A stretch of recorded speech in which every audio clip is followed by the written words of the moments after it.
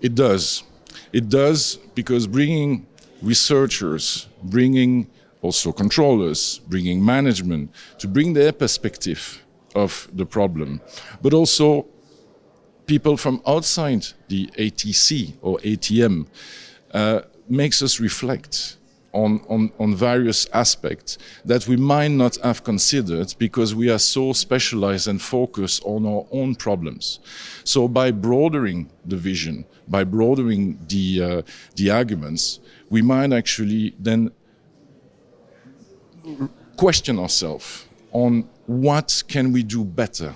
How can we change for a better so that indeed we bring more resilience, we bring more thoughts into the processes, and we deliver the safety, stability, efficiency that we all want to achieve within the system. And I want to stress that defragmentation of this is also a defragmentation in the minds of people.